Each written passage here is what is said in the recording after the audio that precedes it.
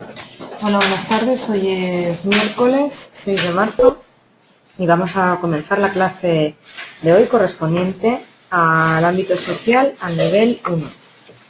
El tema que está previsto que tratemos hoy es el de la percepción visual, definición, lenguaje y comunicación visual, distintas finalidades que posee el lenguaje visual y la imagen como medio expresivo. Bueno, vamos con la definición de lo que consideramos percepción visual. El concepto de percepción se refiere a la acción y efecto de percibir, es decir, recibir por uno de los sentidos las imágenes, impresiones o sensaciones externas o comprender y conocer algo. Esta sería la percepción visual. Es importante diferenciar entre estímulo, que pertenece al mundo exterior y genera el primer efecto en la cadena de conocimiento, y la percepción, que es un efecto psicológico y pertenece al mundo interior. Podría decirse que el estímulo es la energía física, mecánica, térmica, química o electromagnética que activa a un receptor sensorial. La percepción es algo sustancial al ser humano que le hace diferente del resto de animales naturales. Un perro, por ejemplo, se puede estimular con factores externos, ruidos, frío, calor, golpes, pero no tiene percepción, es decir, no comprende ni conoce por qué se producen estos distintos factores externos, sino que solo le producen distintas reacciones instintivas, solo sabe reaccionar de forma instintiva. El ser humano sí tiene percepciones. La percepción visual es un proceso durante el cual una persona recibe un conjunto de estímulos visuales. A través de él, su cerebro selecciona formas y colores, los compara y los interpreta. Así, en la percepción de las imágenes no solo actúa el sentido de la vista, sino también la experiencia personal, los gustos, las motivaciones, etc. Es decir, la parte cerebral. Para poder percibir un mensaje visual es necesario primero poner atención, hay que prestar atención. La atención se refiere a la concentración de la mente sobre algún estímulo visual. Es decir, nosotros podemos ver muchísimas cosas, pero solo prestamos atención a aquellas que nosotros queremos prestar atención, ¿vale? Nosotros, como ser humano, podemos determinar a qué cosas le otorgamos mayor importancia y, por tanto, prestamos atención, tanto a nivel visual como a nivel auditivo también. ¿Qué es el lenguaje y qué es la comunicación visual? Bueno, lenguaje se entiende al sistema de códigos con cuya ayuda se designan los objetos del mundo exterior, sus acciones, cualidades y relaciones entre los mismos. El lenguaje humano se debe a adaptaciones evolutivas que se dan exclusivamente en seres humanos de la especie Homo sapiens. La conducta lingüística en los humanos no es de tipo instintivo, sino que debe ser adquirido por contacto, es decir, por aprendizaje con otros seres humanos. La estructura de las lenguas naturales, que son el resultado concreto de la actividad humana de desarrollar lenguaje, permite comunicar ideas y emociones por medio de un sistema de sonidos articulados, también de trazos escritos y de signos convencionales, por medio de los cuales se hace posible la relación y el entendimiento entre individuos. El lenguaje humano permite la expresión del pensamiento y de exteriorización de los deseos y de los afectos. Así, dentro del lenguaje tenemos dos formas naturales: el habla o lenguaje verbal, con percepción fónica, que serían los sonidos, y también tenemos los signos escritos o gráficos propios del mismo, que entrarían dentro de la percepción visual. Vamos a continuación a ver los elementos básicos de la comunicación visual. Son los siguientes: emisor, que es la persona que transmite algo, que desea realizar una comunicación sobre algo, y puede ser una persona o un grupo de personas. Otro elemento sería el mensaje, que es lo que el emisor quiere decir o quiere hacer. Siempre tiene un objetivo este mensaje y una estructura, que puede ser contenido visual y estilo artístico del mensaje. Otro elemento sería el perceptor, persona o personas, que son a quienes van destinadas ese mensaje. Por último, el último elemento sería el medio, que sería el soporte, o canal de comunicación a través del cual se transmiten los mensajes. Imágenes. ¿Qué son las imágenes? Son las formas que representan la realidad, entendida no solo como algo físico, sino también como un pensamiento. Las imágenes visuales pueden estar constituidas en su nivel más elemental por forma, color y movimiento, mientras que en la imagen fija, estática, el movimiento es considerado nulo. En la imagen en movimiento, dinámica, el movimiento está presente en mayor o menor grado. En cualquier caso, unas y otras presentan otros elementos comunes, como la textura visual y los rasgos asociados a los atributos propios del color y de la forma. Por ejemplo, sugerencia de luz y de viveza en diversas medidas. Características perceptuales como el color, la forma, la textura visual o el grado de dinámica son identificables en cualquier imagen o configuración visual. ¿Qué es la forma? Es la propiedad de la imagen o de un objeto que define su aspecto. La forma de un objeto suele estar delimitada por su borde proyectado desde un punto de vista espacial, que normalmente corresponde con el punto de vista del observador. Color. Es otro de los elementos esenciales de la configuración visual de una imagen, por tanto, un elemento imprescindible en la comunicación visual. Suele organizarse cromáticamente, o sea, en forma de colores, en un círculo en el que se suelen diferenciar los colores primarios de los secundarios y terciarios en la gama cromática. También se suelen diferenciar los colores luz de los colores pigmento. Los atributos perceptuales del color son la luminosidad, el tono y la saturación. La textura. Produce un efecto de veracidad entre el objeto real y el representado. Suelen ser pequeños rasgos visuales que le dan carácter propio y personalidad. Por ejemplo, en la puerta que tenéis representada en la página 9 de vuestro temario, aparece una puerta que tiene la textura, ¿qué textura podríamos diferenciar? Pues piedra, madera y también algo de ladrillo, ¿verdad? Pues son las distintas texturas que nosotros apreciamos a través de la vista. Por último, la iluminación es un aspecto más de la configuración de las imágenes, ya que de ella depende que sean percibidas las formas, los colores y el resto de elementos visuales en el plano de la representación.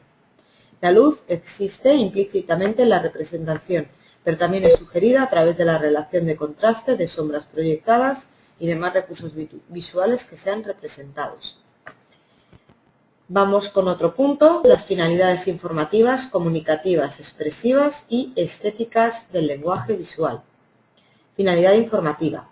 Las imágenes son un medio idóneo para informar de manera clara y directa. Las imágenes informativas tratan de identificar a personas o grupos. Pueden ser identificativas, indicativas o descriptivas. Finalidad comunicativa. La imagen ofrecida tiene carácter de noticia.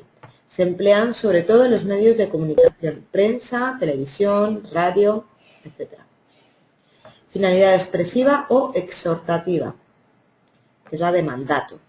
Tiene un carácter más convincente. Tratan de explicar un hecho de manera más directa. Imaginemos, por ejemplo, una catástrofe natural. La imagen ofrecida, además de tener un carácter comunicativo, necesita el componente humano que la haga sensible. Se emplea también como imagen publicitaria. La finalidad recreativa y estética, en esencia, pues son las obras de arte que a través del tema propuesto tienen como objetivo expresar sentimientos y transmitir una idea particular de la belleza. ¿Qué es la imagen representativa y qué es la imagen simbólica? La imagen representativa es la que representa cosas concretas que reflejan lo máximo posible la realidad. Por ejemplo, entre unas imágenes de vídeo y una foto en color sobre el mismo tema, no hay apenas diferencia en lo esencial, es decir, en su naturaleza. La imagen simbólica, por su parte, es la que representa cosas abstractas. Una imagen simbólica es aquella que representa algo.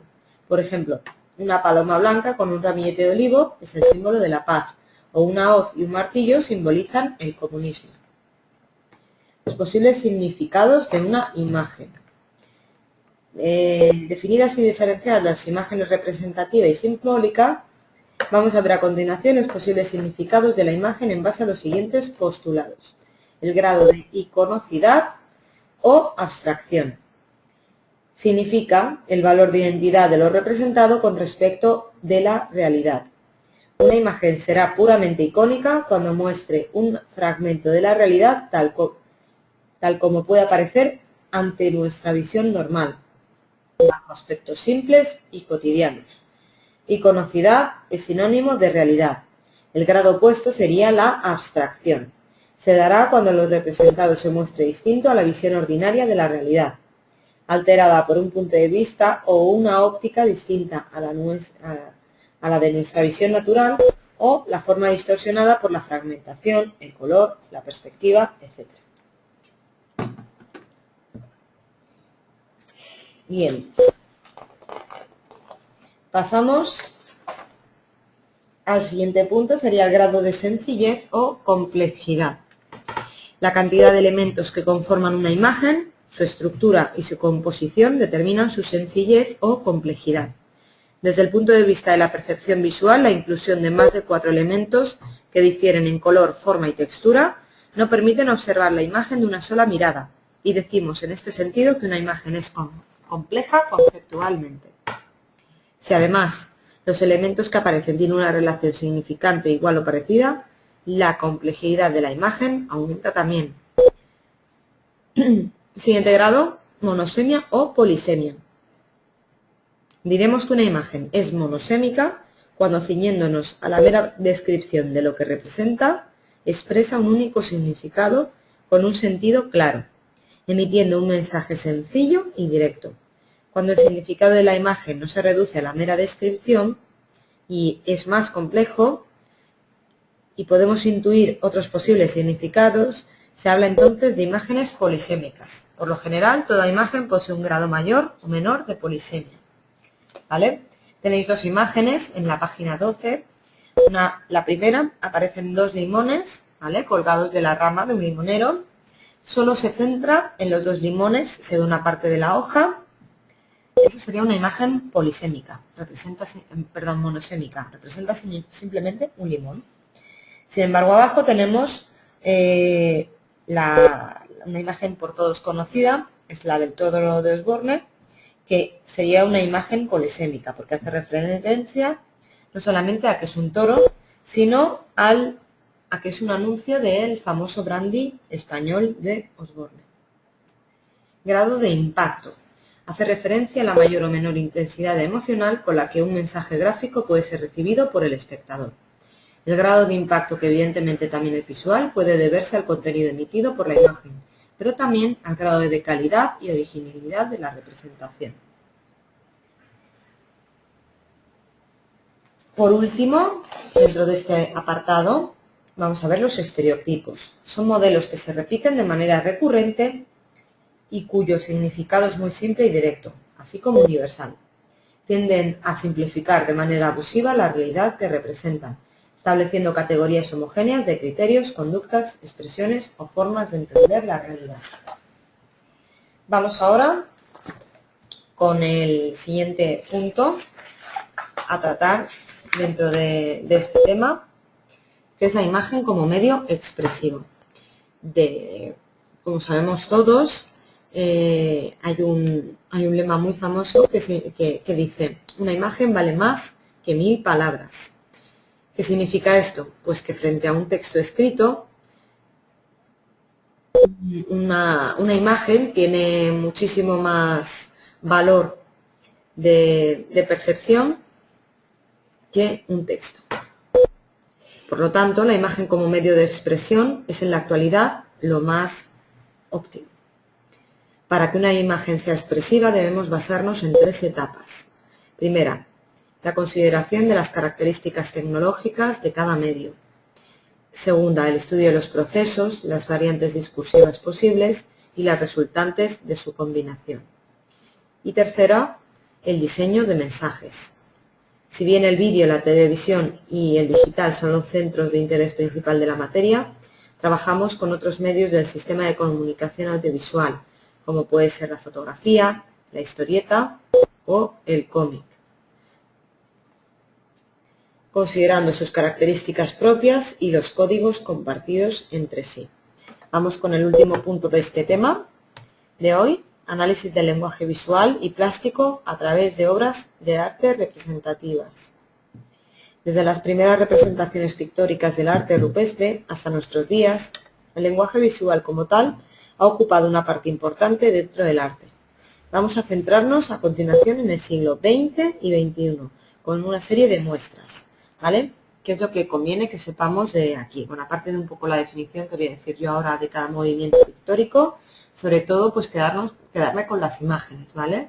Porque si entrase esto tanto en el examen de la tercera evaluación como en el examen final de junio, sobre una pregunta típica es poner una serie de imágenes y tenéis que decir vosotros a qué vanguardia pictórica corresponde cada una de ellas, ¿vale? Para ello vamos a verlas. Primera, el cubismo. Es el movimiento más significativo y trascendente de la historia de la pintura occidental desde el Renacimiento, por lo que tiene de ruptura con la estética clásica, el concepto de belleza y las nuevas formas de observar la naturaleza. Su visión del arte es tan radicalmente diferente que conmocionó todo el arte. A partir del cubismo, el concepto de arte y de belleza cambia radicalmente. Nada se podrá hacer igual y las obras anteriores se mirarán de otra forma.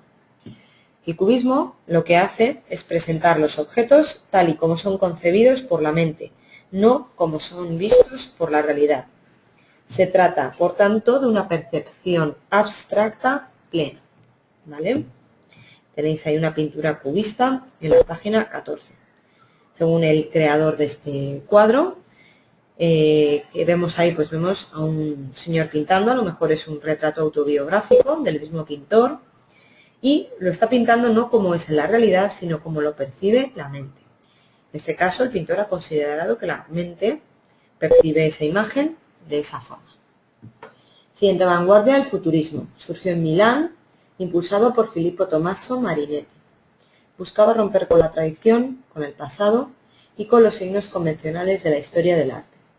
Tenía como postulados la exaltación de lo sensual, lo nacional y guerrero, la adoración de la máquina, de ahí el término futurismo, ¿vale? Son momentos en los que se está avanzando mucho tecnológicamente y las máquinas eran algo bueno, por eso se le llamó futurista. El retrato de la realidad en movimiento, el objetivo de lo literario y la disposición espacial de lo escrito con el fin de darle una expresión plástica. Rechazaba la estética tradicional e intentó ensalzar la vida contemporánea, basándose en sus dos temas dominantes, la máquina y el movimiento. Se recurría de este modo a cualquier medio expresivo, artes plásticas, arquitectura, urbanismo, publicidad, moda, cine, etc. Capaz de crear un verdadero arte de acción, con el propósito de rejuvenecer y construir de nuevo la faz del mundo. Ahí tenéis una imagen futurista de Filippo Tommaso. Siguiente vanguardia, el expresionismo. Fue un movimiento cultural surgido en Alemania a principios del siglo XX. Tuvo plasmación en un gran número de campos, artes plásticas, literatura, música, cine, teatro, danza, fotografía, etc. Surgió como reacción al impresionismo. Frente al naturalismo y el carácter positivista de este movimiento de finales del siglo XIX, los expresionistas defendían un arte más personal e intuitivo, donde predominase la visión interior del artista. El expresionismo deforma la realidad para expresar de forma subjetiva la naturaleza y al ser humano, dando primacía a la expresión de los sentimientos.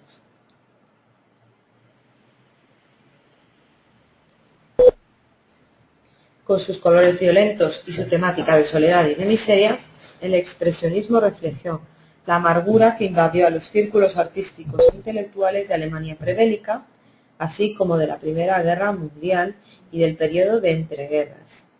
Esta amargura provocó un deseo vehemente de cambiar la vida, de buscar nuevas dimensiones a la imaginación y de renovar los lenguajes artísticos. Dadaísmo. Es un movimiento cultural que surgió en 1916. Fue propuesto por Hugo Ball, escritor de los primeros textos Dada. Posteriormente se unió Tristan Tzara, que llegaría a ser el emblema del dadaísmo. Una característica fundamental del dadaísmo es la oposición al concepto de razón. Dada se caracterizó por rebelarse en contra de las convenciones literarias y artísticas y especialmente por burlarse del artista burgués y de su arte. Surrealismo. En el surrealismo y la pintura expone la psicología surrealista. El inconsciente es la región del intelecto donde el ser humano no objetiva la realidad, sino que forma un toque con ella. Esta conexión se expresa de forma privilegiada en el sueño, donde los elementos más dispares se revelan unidos por relaciones secretas. El surrealismo propone trasladar esas imágenes al mundo del arte por medio de la asociación mental libre, sin la intromisión censora de la conciencia. La abstracción sería la última vanguardia que vamos a ver. El arte abstracto deja de considerar justificada la necesidad de la percepción figurativa y tiende a sustituirla por un lenguaje visual autónomo, dotado de sus propias significaciones. El arte abstracto usa un lenguaje visual de forma, color y línea para crear una composición que puede existir con independencia de referencias visuales del mundo real. El último punto de este tema es el cine, abreviatura de cinematógrafo o cinematografía. Es la técnica de proyectar fotogramas de forma rápida y sucesiva para crear la impresión de movimiento, mostrando algún vídeo. Como forma parte de narrar historias o acontecimientos, el cine es un arte y comúnmente considerado las 6 artes del mundo clásico, se lo denomina séptimo arte.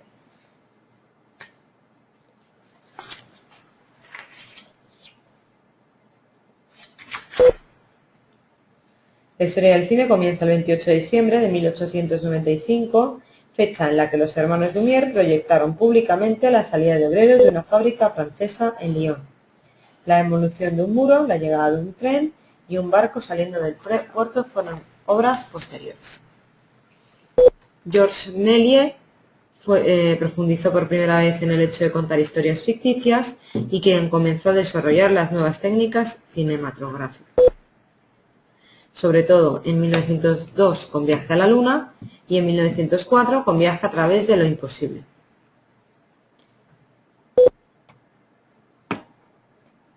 En 1927 se estrenó la primera película con sonido, que fue El cantante de jazz, a partir de la cual el cine, tal y como se conocía, dejó de existir y se impusieron guiones más complejos que se alejaban de los estereotipados personajes que la época muda había creado. En ese mismo año, la Paramount Pictures crea la técnica cinematográfica conocida como doblaje, es decir, coger una película que está grabada está rodada en un idioma y poner otro, el idioma del país donde se ha representado esa película. Al cabo de los años, la técnica permitió también la incorporación del color, llegando en 1935 con la Feria de las Vanidades, aunque artísticamente consiguió su máxima plenitud en 1939 con Lo que el viento se llevó. Bien. Con esto acabamos el tema de hoy de percepción visual correspondiente a la tercera evaluación del ámbito social del nivel 1. La próxima semana veremos el tema siguiente de la programación. Será el lunes en horario de tarde, probablemente a las 4. Así que nos vemos la próxima semana.